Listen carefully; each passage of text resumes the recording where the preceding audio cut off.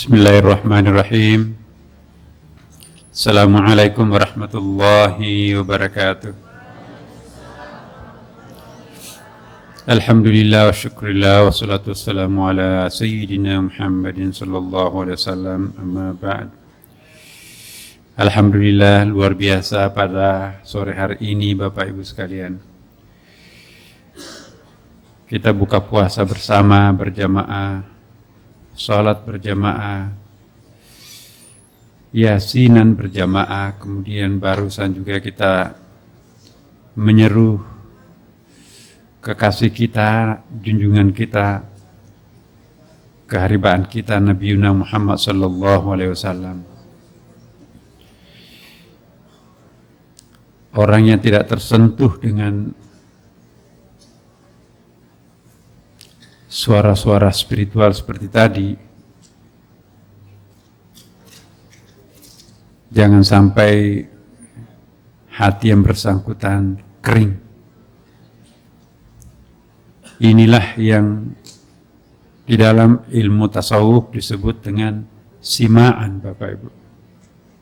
Simaan atau sama ialah latihan untuk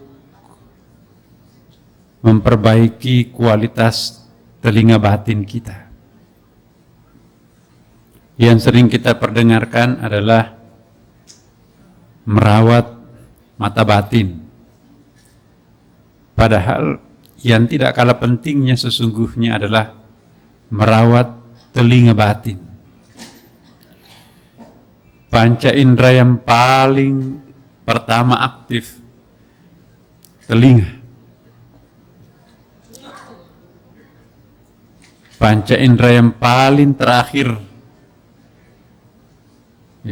berhenti berfungsi ialah telinga. Telinga inilah yang pertama kali mendoktrin kita untuk menjadi seorang muslim. Yang mengislamkan pertama kita telinga, bukan mata. Karena itu merawat telinga batin ini sangat penting. Bukan merawat telinga fisiknya dengan katembat itu ya, korek telinga. Tapi yang paling penting di sini ialah merawat telinga batin. Cara merawat telinga batin ialah memperdengarkan telinga ini dengan divine voices, suara-suara keilahian. Seperti tadi, maka itu kita di Sunda Kelapa ini secara periodik memperdengarkan lantunan syair yang mengingatkan kita kepada junjungan kita Nabi Muhammad sallallahu alaihi wasallam. Inilah yang disebut simaan atau sama. Sama ialah melatih pendengaran batin supaya pendengaran kita itu sensitif terhadap seruan-seruan ilahi. Iya. Sama atau sima berusaha untuk mengingatkan kembali kata-kata suci yang paling indah dan paling merdu yang pernah kita dengar, yaitu ketika kita mendengarkan langsung suara Tuhan ketika masa janin. Alastu birabbikum qalu bala syahidna. Mau enggak engkau mengakui aku sebagai Tuhanmu? Lalu kita jawab, bala syahidna, pasti kami akan menyaksikan itu. Nah, apa manfaat simaan? Membersihkan pendengaran dari polusi pendengaran duniawi. Bapak Ibu, telinga batin itu akan menjadi budak kalau setiap hari kita perdengarkan suara-suara ketawa yang mabuk terbahak-bahak. Telinga batin kita itu akan budak, tuli, manakala setiap hari lebih banyak kita perdengarkan kata-kata bohong, gombal, telinga batin kita itu akan budak. Manakala kita perdengarkan gosip, bicara-bicara tidak perlu, bahkan bicara-bicara porno.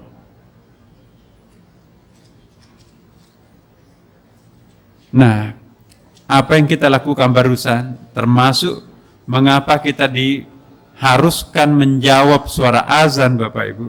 Berdosa kita kalau kita tidak menjawab suara azan, artinya kita harus perhatikan azan. Mengapa azan itu diteriakkan dan kenapa harus dilakukan? Rahasianya ialah agar telinga batin kita itu dibersihkan.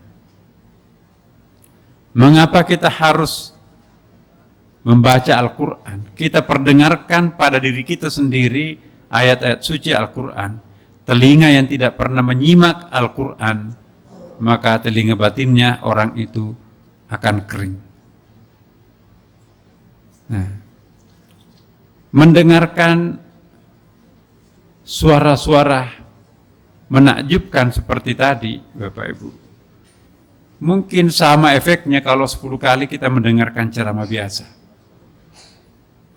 Ya, memang tidak tahu artinya tadi, sebagian di antara kita tidak paham artinya, tapi kalau Bapak Ibu tadi paham artinya, pasti menangis. Itu mengungkapkan penderitaannya Rasulullah memperjuangkan Islam. Syair sepanjang tadi yang kita baca itu menunjukkan ada sosok manusia yang memang pantas menjadi nabi, langganan penderitaan. Tadi itu dikatakan ketika dia Mi'raj, kalau kita ngapain turun naik ke bumi ini, ketemu bapaknya di atas, ibunya di atas, kakeknya di bumi malah diancam mau dibunuh. Di atas surga, turun ke bumi kembali penderitaan. Tapi apa yang terjadi Bapak Ibu? Turun, ummati, ummati, ummati, umatku, umatku, umatku.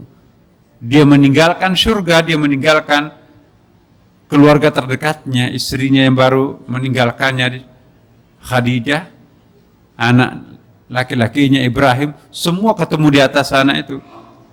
Nabi-nabi yang lain ketemu. Kenapa mereka tinggalkan? Kenapa Nabi meninggalkan mereka?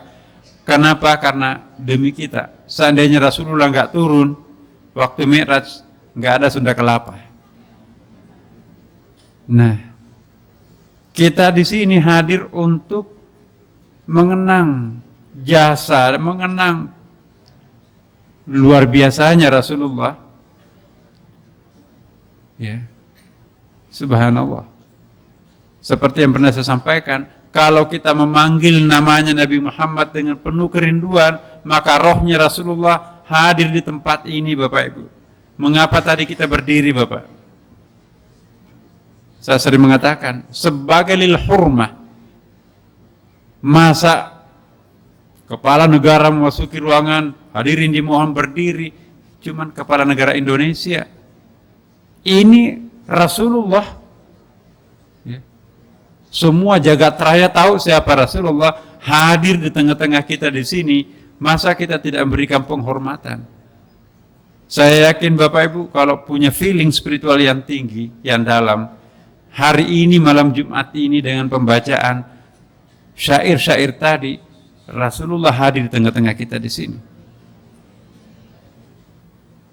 Inilah yang membuat Rasulullah menangis pada waktu satu ketika duduk-duduk Rasulullah SAW, tiba-tiba Nabi Muhammad menangis tanpa ada apa-apa. Ditanya oleh sahabat Umar, ya Rasulullah, kok kenapa menangis? Agak tertekun, lama baru menjawab, saya nggak tahu. Aku tiba-tiba merindukan kekasihku. Nah, jadi merinding saya Bapak Ibu. Aku tiba-tiba merindukan kekasihku. Umar, bukankah kami kekasihmu yang berjuang bersama engkau mempertahankan Islam bersama engkau? Yang bikin kaget sahabat, jawaban Nabi, bukan. Penasaran sahabat, lalu kalau bukan kami, siapa yang menjadi kekasihmu? Kata Rasulullah, kalian semuanya adalah sahabatku, tapi bukan kekasihku. Lalu siapa kekasihmu ya Rasulullah?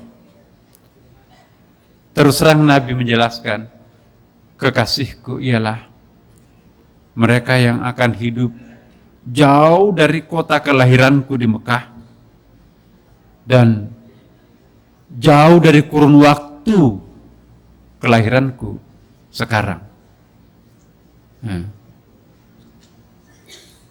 Umatku itu betul-betul rajin memanggil namaku, merindukan diriku, bahkan menangis merindukan diriku. Nah, pertanyaan kita, geografis mana yang paling jauh dari tanah Arab? Indonesia. Kurun waktu yang paling jauh 14 atau 15 abad yang lampau. Jangan-jangan dalam benaknya Nabi yang dilihat pada waktu itu, kita jamaah Masjid Sunda Kelapa. Enggak ada selawatan begini di Mekah Madinah. Bapak Ibu yang pernah tinggal di Mekah Madinah, ada enggak selawatan begini? Enggak ada. Bahkan dianggap itu bid'ah. Sebagian, yang lainnya enggak. Ada orang yang fanatiknya bukan main, berguru di mana itu, enggak boleh selawatan-selawatan begini. Ya. Yang dirindukan oleh Rasulullah, insya Allah kita Bapak Ibu, siapa yang dirindukan Rasulullah pasti akan mendapatkan syafaatnya Rasulullah nanti di hari kiamat. Nah ini dia, manfaat simaan atau sama itu membangkitkan rasa cinta terhadap seni, ia mendekatkan hati kita kepada Tuhan. Ya. Kalau hati yang berbicara, itu pasti hati kita tergugah. Ya. Semua tadi kita mengikuti selawat Nabi. Yang nggak biasa nyanyi, pokoknya suaranya kayak apapun, indah semuanya. Karena di dalamnya ini indah. Mengingatkan kembali perjanjian primordial tadi. Ya. Dan suara yang paling dirindukan manusia ialah seperti suara yang pernah didengarkan ketika ia akan keluar dari rahim ibunya. Dan insya Allah seluruh kekasih Tuhan nantinya juga akan mendengarkan suara yang sama. Kalau suara pertamanya Tuhan dia dengar, alastu birabbikum qalu bala, ya, maka satu saat nanti orang ini akan mendengarkan, ya ayyatuhan nafsul mutmainnah irji'i ila rabbiki radiyatan mardiyah fadkhuli fi ibadi wadkhuli jannati. Wahai pemilik jiwa yang tenang. Aduh, nikmat sekali. Ya ayyatuhan nafsul mutmainnah irji'i ila rabbiki, kembalilah ke pangkuan Tuhanmu, radiyatan mardiyah, dengan penuh kasih sayang. Fadkhuli fi ibadi, bergabunglah dengan para kekasihku yang lain. Wadkhuli jannati, masuk ke dalam surgaku. Mau enggak mendengarkan kata-kata ibu? Bapak, subhanallah. Saya enggak tahu ada enggak masjid di dunia ini seperti kita pada malam ini. Menurut perkiraan Bapak Ibu, ada enggak masjid mana di dunia ini dalam waktu malam Jumat seperti ini melakukan intensitas kegiatan seperti yang kita lakukan di Masjid Sunda Kelapa? Puasa, jamaah, kemudian juga makan berjamaah, sahur buka puasa berjamaah, salat berjamaah, Asmaul Husna, kemudian juga surah Al-Kahfi. itu kan melaksanakan perintah Nabi. Siapa yang membaca surah Al-Kahfi pada malam Jumat atau hari Jumat akan terbebas daripada fitnah Dajjal, akan terbebas daripada berbagai macam fitnah, akan terbebas dari berbagai macam hoax. Dan dilanjutkan sholat berjamaah, kemudian kita lanjutkan lagi dengan salawat Nabi. Kita lanjutkan pengajian, sebentar lagi kita akan sholat isya berjamaah. Nanti subuh, sebelum subuh kita sholat tahajud, subuh berjamaah, dan seterusnya. Pertanyaan saya, ada enggak satu kelompok masyarakat di kolom langit ini pada malam ini bersama-sama meneriakkan teriakan kerinduan kepada sang kekasihnya Nabi Muhammad SAW? Saya menduga tidak ada satu tempat lain di kolom bumi ini selain hanya di Masjid Sunda Kelapa. Ya. Mungkin ada, tapi 2-3 orang jumlahnya. Yang ratusan seperti kita ini, insya Allah, bagaimana Nabi tidak hadir bersama kita? Tadi kita bersama-sama memanggil namanya kan Bapak Ibu sekalian. Ini sekaligus membersihkan kotoran-kotoran telinga batin kita, dan dengan demikian kita akan sensitif. Apa jadinya kalau telinga ini sensitif Bapak Ibu sekalian?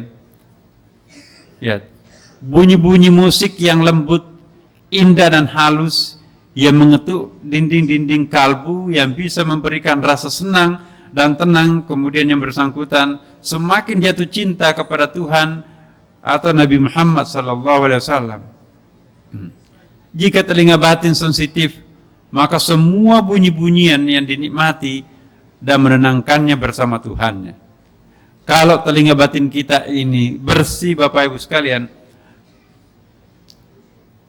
nyanyian burung malam akan sangat terasa indah. Nyanyian serangga malam itu akan semakin indah.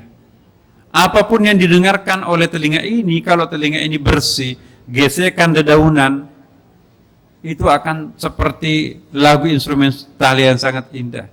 Ingat hadis Nabi, ya, di surga gesekan dedaunan itu akan lebih terdengar, lebih indah daripada musik yang paling indah di dunia. Artinya kalau telinga itu sudah menjadi telinga surga, apapun yang didengarkan itu akan pasti sangat indah. Ya. Kucing mengeong, kambing mengembik, ya, ayam berkokok, kuda meringkik, ya, ombak laut menderu, sungai gemercik, ya, itu semuanya akan terasa sangat indah. Bahkan mohon maaf, ada orang yang memaki-maki dirinya, mungkin suaminya atau mungkin istrinya atau mungkin anaknya atau bosnya. Aduh indahnya.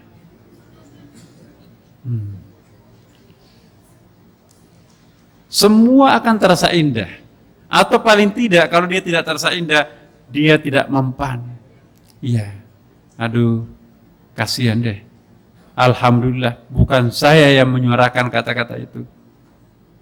Tapi kalau orang telinganya bersih, telinga batinnya sensitif, semua akan terasa indah. Dan dia tidak akan bergeming kalau itu disinggung. Tapi kalau telinganya tumpul, Bapak Ibu, telinga batinnya tumpul, yang sensitif telinga lahiriahnya, tersinggung aja sedikit, itu bisa meledak.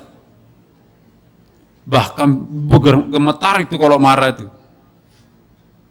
Nah, saya pernah menjelaskan, kalau ada orang yang suka marah dan kalau marahnya itu gemetar, Bapak Ibu, saya ulangi, ini memberikan peringatan buat kita semua. Kalau ada orang marah dan kalau marahnya itu gemetar sampai wajahnya berubah, itu pertanda orang itu mempertahankan istana iblis yang dibangun di dalam kalbunya. Tanda-tanda orang yang memiliki istana iblis dalam dirinya, kalau dia marah, marahnya gemetar. Sampai nggak bisa keluar sesuatu di mulutnya, saking gemetarnya. Iblis besar bersarang di dalam benaknya orang itu. Ya. Tapi Istana malaikat juga bisa muncul dalam jiwa orang.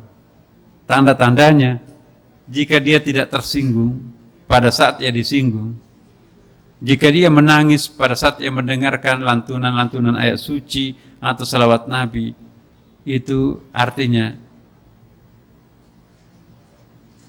istana malaikat tercipta di dalam batinnya. Tanya diri kita, apakah yang hadir di sini istana malaikat atau istana iblis? Semoga istana malaikat. Ya. Jika telinga batin sensitif, maka semua bunyi-bunyian dinikmati. Ya. Bahkan tanpa bunyi pun itu juga dinikmati. Saya ingin bertanya jujur pada Bapak Ibu. Mata, telinga. Pernah nggak Bapak Ibu berada pada posisi gelap gulita, sama sekali nggak ada bintik-bintik cahaya apapun di matanya? Orang buta pun juga. Tanya.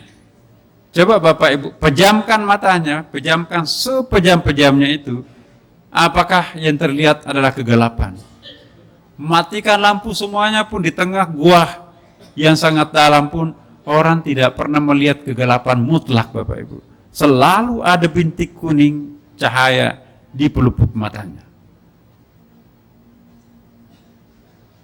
Hal yang sama, tutup telinganya sekeras-kerasnya Bapak Ibu. Pernah enggak telinga ini hampa dari sesuatu yang terdengar? Ya, pasti kedengaran sekecil apapun di dalam telinga itu. Jadi telinga tidak pernah berada pada posisi zero tanpa ada sesuatu yang didengar. Mata pun juga tidak pernah berada pada posisi zero tanpa ada sesuatu yang dilihat. Nah, orang yang sensitif mata batinnya, dia akan menyaksikan semakin gelap, semakin bercahaya. Orang yang bersih telinga batinnya, semakin hening, sepi, sunyi, semakin jelas pendengaran batinnya. Dia seolah-olah mendengarkan pembuluh darahnya dilewati oleh darah yang dipompakan oleh jantung. Lama-kelamaan dia akan mendengarkan kalimat-kalimat suci sepanjang masa. Jadi telinga itu tidak pernah zero, mata itu tidak pernah zero. Saya tidak tahu kalau kita sudah wafat Bapak Ibu. Mungkin hanya kematian yang bisa menggelapkan mata, yang bisa menzerokan pendengaran. Selama kita masih manusia yang hidup, tidak pernah mata itu melihat kegelapan mutlak, tidak pernah telinga ini hampa dari suara-suara secara mutlak.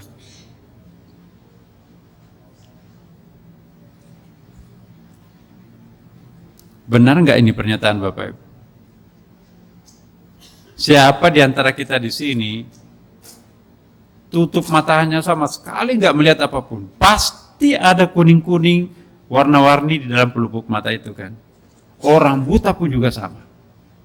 Tunanetra pun juga sama. Kalau ada orang tunarungu tidak bisa mendengarkan apapun, sesungguhnya bukan tidak bisa mendengarkan, hanya suara yang keras tidak bisa didengarkan, tapi pasti menyisahkan suara-suara kecil di situ yang mendesing. Salat tahajud nanti malam, enggak ada suara sama sekali, pasti ada kedengaran. Ini ada seninya Bapak Ibu. Lama kelamaan kalau kita hening tanpa ada sesuatu yang mengganggu kita, konsentrasi puncak, lama kelamaan telinga ini akan mendengarkan suara-suara tasbihnya tembok. Lama kelamaan sekonyong-konyong telinga ini akan mendengarkan tasbihnya pasir.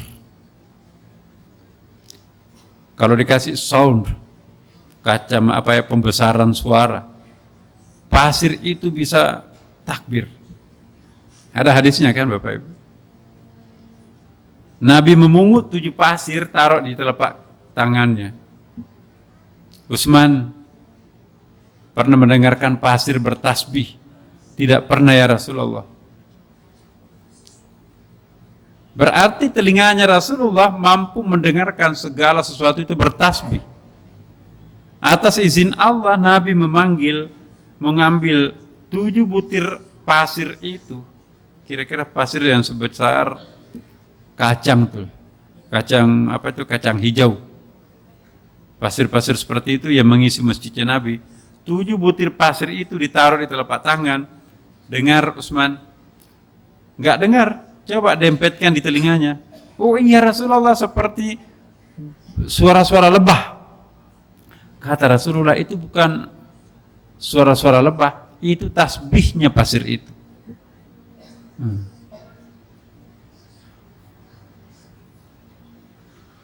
Mata juga seperti itu. Ketika ini sudah mencapai puncak kegelapan, tapi di situ akan terlihat warna. Warna yang tidak pernah kita lihat di dalam dunia sadar. Tak terlukiskan indahnya warna itu. Tidak pernah kita melihat di komputer yang bisa menampilkan 50.000 warna. Itu gak bisa kita dan tidak pernah terbayangkan warna itu. Kalau matanya orang fana melihat, dia akan melihat pemandangan yang tidak pernah terlihat di bumi. Kenapa? Karena matanya sudah mata langit. Pemandangan langit sangat berbeda dengan pemandangan bumi. Karena itu Bapak Ibu, mari kita mengasah telinga batin dan mata batin. Ayatnya banyak tuh. Bukanlah mata kepalanya yang buta, tapi mata yang ada dalam kalbunya. Bukanlah telinganya yang budak, tapi telinga batinnya yang budak. Nah, bagaimana memelihara telinga batin ini? Riyadhahkan, wiridkan dengan suara-suara. Rajin mendengarkan suara azan. Di mobil, dia putar kaset Sudais, imam-imam yang lain, qari-qari yang lain, dan seterusnya. Telinga batin yang sensitif sudah mampu mendengar tanpa menggunakan gendang telinga. Ia sudah mampu mendengarkan bisikan-bisikan gaib dari alam gaib. Telinga ini sudah tidak mempan lagi dengan suara ajakan nafsu. Kalau telinga batin kita budak, yang berfungsi hanya telinga lahiriah, maka yang terdengar adalah ajakan-ajakan nafsu. Tapi kalau telinga kita yang sensitif, telinga batin, maka yang terdengarkan adalah ajakan-ajakan malaikat. Ya. Hayya 'alas shalah, ayo mari kita pergi salat, pergi tinggalkan yang lain. Hayya 'alal falah, mari kita memperoleh keberuntungan, ayo. Tapi kalau telinga batinnya yang buta, semakin hayya 'alas shalah, semakin hayya 'alal falah, semakin enak tidur subuh itu. Azan seperti dihibur untuk lebih banyak, lebih intensif tidurnya lagi gitu kan. Ya. Kita lihat Ali bin Abi Thalib pernah mendengarkan suara seekor kerang. Ia menyampaikan kepada sahabatnya, tahukah kalian apa yang dikatakan kerang ini? Kerang ini mengucapkan, Alhamdulillah, ya Allah, Maha Badi Allah, Tuhan penguasa kehidupan. Kita nggak pernah mendengarkan. Kenapa? Karena telinga kita tumpul. Pengalaman spiritual Abu Utsman Al-Maghribi, ini wali. Abdurrahman As-Salimi pernah bercerita suatu ketika ia menemui Abu Utsman Al-Maghribi yang sedang mengambil air dari sebuah sumur dengan bantuan seekor lembu. Abu Utsman bertanya, tahukah engkau apa yang dikatakan lembu ini? Ia menjawab, tidak.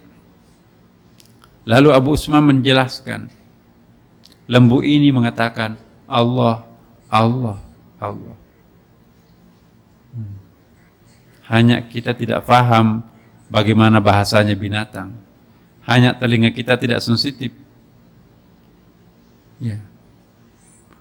Telinganya Nabi yang sensitif itu tiba-tiba berhenti di makam Baqi dekat Madinah, Masjid Madinah itu. Ya Rasulullah, kenapa engkau berhenti di makam itu, terjongkok di situ? Apakah telingamu tidak mendengarkan orang yang ada di bawah makam baru ini menangis, menjerit kesakitan? Dia disiksa sekarang ini, kasihan sekali ini. Lalu Nabi bertanya, ini siapa sih pemilik dua makam ini? Dijawab oleh sahabat, oh itu dua pemuda tadi Rasulullah. Kenapa disiksa ya Rasulullah? Yang ini disiksa karena tidak bersih pada saat buang air. Sedangkan ini disiksa karena dia provokator. Senang sekali melihat orang lain itu jatuh. Ya. Bahagia melihat orang lain menderita. Dan sakit melihat orang lain bahagia. Ini yang membuat orang ini disiksa ini. Menjerit ini, kesakitan ini. Lalu Nabi mengambil pelepah kurma, tancapkan di atas makam itu. Selama pelepah kurma ini, dalam hadis itu tidak disebutkan pelepah kurma, selama tangkai pohon ini seger, maka sepanjang itu akan diringankan siksaannya orang yang ada di bawah makam ini. Tapi dalam syarah hadis yang dimaksudkan tangkai pohon itu pelepah kurma katanya. Jadi kalau kita menaburi kembang, menanam kembang di atas makam, Nabi juga pernah melakukan hal yang sama di atas makam, Bapak, Ibu. Kenapa diringankan siksaan sepanjang itu masih segar? Seolah-olah pohon yang segar itu masih berdoa. Jadi perilaku orang hidup atau makhluk yang ada di alam dunia ini bisa memberikan efek terhadap orang yang sudah ada di alam barzah. Ya. Ketentuan sama. Selama berada dalam majelis sama, seperti tadi ya, jamaah tidak dibenarkan untuk mengada-ada, misalnya berpura-pura menangis. Ya. Ada orang nangis kanan kiri, dia juga paksakan dirinya nangis. Itu palsu air matanya itu. Ya. Kemudian sebelum menjiwai dan merasakan simaan tadi, jamaah sebaiknya tetap berkonsentrasi, tidak bergerak ataupun mengeluarkan suara. Jangan jadi pusat perhatian. Nah, dan yang paling penting, terakhir Bapak Ibu, pernah kita bahas kan, ini alam syahada yang kita tinggali ini. Di atas ada alamul mithal. Menurut Ibnu Arabi menyebutnya alam mithal. Al-Ghazali menyebutnya alam hayal. Dan orang biasa juga menyebutnya dengan alam barzah. Alam mithal itu ada penghuninya. Orang di bumi ini ada orang-orang tertentu yang bisa bersahabat dengan penghuni-penghuni alam mithal di atas itu. Alam mithal itu sedikit lagi sampai ke atas dan sudah transparan sebetulnya. Jadi kalau kita bisa berkenalan dengan penghuni alam mithal, wajar kalau sebelum kejadian sesuatu sudah diberitahukan kita, dan ada orang bisa seperti itu. Kamu meninggal hari sekian, tanggal sekian, bulan sekian, jam sekian. Udah standby dia. Ada orang tuh Bapak Ibu, tahu dirinya kalau sudah mau mati. Kumpul semua anak, cucu-cucu, yuk makan siang di rumah nak. Sudah lengkap semua, ayo kita salat jamaah dulu baru makan. Ya. Kalau lain rebutan meja makan, kecuali sang eyang, kakek, sujud. Jangan dulu mulai, tunggu eyang dulu tuh, masih sholat kok lama banget sholatnya, sujudnya. Ya, ada yang aneh kok, eyang nggak mau bangkit dari sujudnya. begitu diraba nadinya, innalillahi wa inna ilaihi rajiun. Hadir semua anaknya, cucunya, dan dia mati dalam keadaan sujud. Siapa yang beritahu kalau akan hilang jam sekian? Panggil semua yang ada. Ya Allah. Tanda-tanda orang yang diberi petunjuk sebelum kejadian itu sudah ada isyarat. Entah itu dalam bentuk mimpi. Siapa yang beritahu? CS-nya di langit. Ya. Maka itu hati-hati Bapak Ibu, kalau ada orang yang sering sendirian, tafakur, telinganya itu sensitif. Kalau telinga ini sensitif Bapak Ibu sekalian, ya, believe or not ya, itu ada buku banyak sekali. Satu diantaranya itu adalah Al-Mubasyiratnya, bukunya Imam Ibnu Arabi. Buku itu kumpulan mubasyirat, perjumpaan spiritual namanya. Jadi ada kelas, diskusi dalam kelas, tapi enggak ada jasad, yang ada hanya roh leluhur, rohnya para wali. Sibuk membicarakan tentang suatu masalah. Ada itu. Ada lagi, ada fisiknya, tapi enggak ada suara. Yang sesekali kedengaran, na'am, la, enggak ada lampu. Seru berdebat sampai subuh. Diselingi dengan salat tahajud. Habis itu nulis penuh. Jadi ada orang yang mampu mendengarkan tanpa melalui gendang telinga. Ya. Dan ada orang yang mampu memperdengarkan tanpa menggunakan pita suara.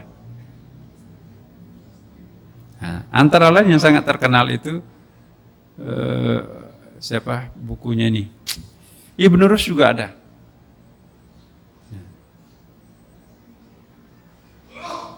Jadi salin tatap saja, dialog tanpa suara. Kadang-kadang ketawa, tersenyum. Bagi kita, loh kok kenapa ketawa sendirian?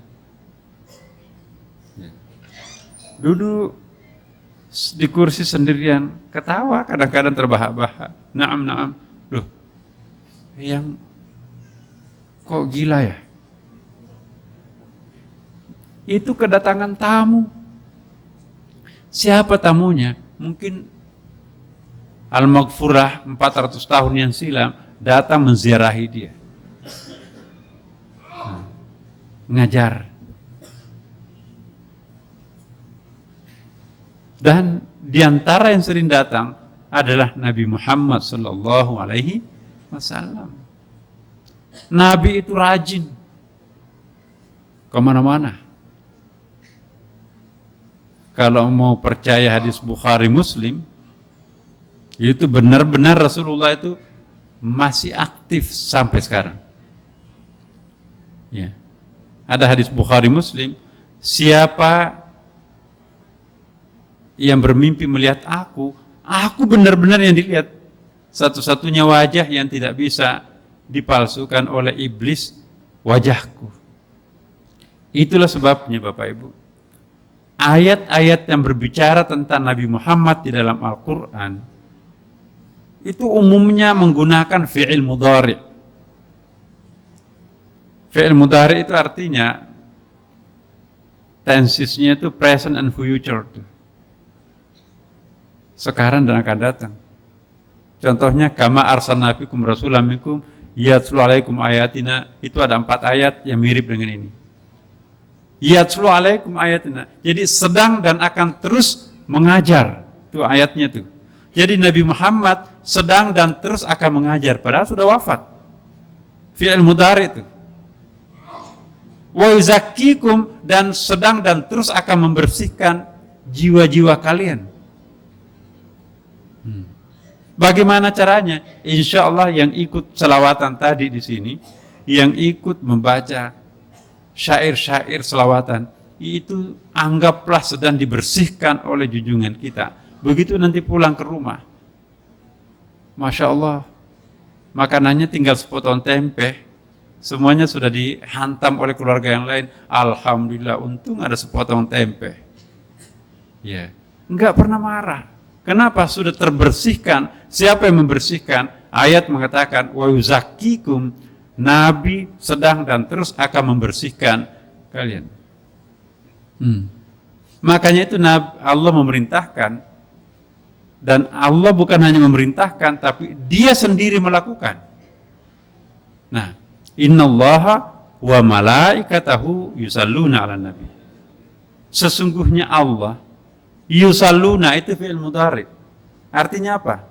Sesungguhnya Allah dan para malaikatnya telah, sedang, dan terus akan berselawat atau bersilaturahim dengan Nabi Muhammad. Kalau Nabi Muhammad sudah wafat, nggak ada apa-apanya lagi, ngapain harus selawat?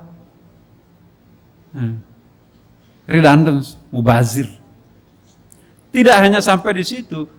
Ya ayyuhalladzina amanu, wahai orang-orang yang percaya, orang yang beriman, sallu alaihi wa sallimu tasliman. Wahai orang-orang yang beriman, dulu, sekarang, dan akan datang. Panggilan Al-Quran, wahai orang yang beriman, dulu, sekarang, dan akan datang. Selalulah berselawat kepada Nabi Muhammad SAW. Kalau Nabi sudah wafat, nggak ada apa-apanya lagi, kenapa Allah memerintahkan kita selawat? Dan ada buktinya, Bapak Ibu. Imam Al-Ghazali berkali-kali saya juga ingatkan, ya, hadis-hadis yang kita temukan dalam kitab Ihya Ulumuddin itu kata Imam Al-Ghazali, saya tidak mengutip satu hadis pun di dalam kitab Ihya tanpa saya konfirmasi dulu kepada Nabi Muhammad, ya Rasulullah, benar enggak hadis ini dari engkau? Apakah engkau betul-betul pernah mengucapkan hadis ini, ya Rasulullah? Nah, nanti Rasulullah ngangguk begini, ya, baru saya tulis dalam buku saya. Rasulullah wafat tahun 632, Al-Ghazali wafat tahun 1111. Ihya Ulumuddin ada versi 6 jilid, ada 4 jilid. Itu ada 240 hadis di situ. Berarti satu kitab saja Imam Al-Ghazali sudah 240 kali ketemu dengan Nabi. Kita berapa kali? Baru berapa kali, Bu? 10 kali? Belum. Insya Allah nanti malam, Bu. Siapa yang bermimpi melihat wajahku, kata Rasulullah, dia akan bersama aku nanti dalam surga. Bukhari, Muslim. Ya Allah, subhanallah. Ya Rasulullah, jika rohmu masih hadir di tengah-tengah kami di sini, kami tidak perlu minta untuk dimintakan syafaat. Engkau lebih tahu, kamilah adalah umatmu yang engkau pernah rindukan di masa hidupmu. Hafallah wajah-wajah kami yang hadir pada malam ini, ya Rasulullah. Berikanlah syafaatmu nanti di hari kiamat. Tidak ada pembantu yang bisa menolong kami selain hanya syafaatmu, ya Rasulullah. Semoga betul-betul kenyataan ini terjadi untuk kita semuanya, Bapak Ibu sekalian. Mari kita pelihara kerinduan kita terhadap junjungan kita. Sekaligus kita hadiahkan junjungan kita Rasulullah Muhammad SAW ala hadhihi niyyah wa ala kulli niyatin salih. Al-Fatihah. A'udzu billahi minasyaitonir rajim. Bismillahirrahmanirrahim. Alhamdulillahirabbil alamin arrahmanir rahim maliki yaumiddin. Iyyaka na'budu wa iyyaka nasta'in ihdinas siratal mustaqim. Shiratal ladzina an'amta 'alaihim ghairil maghdubi 'alaihim waladdallin. Mohon maaf agak telat sedikit, Bapak Ibu sekalian. Mudah-mudahan berkah. Wassalamualaikum warahmatullahi wabarakatuh. Assalamualaikum warahmatullahi wabarakatuh.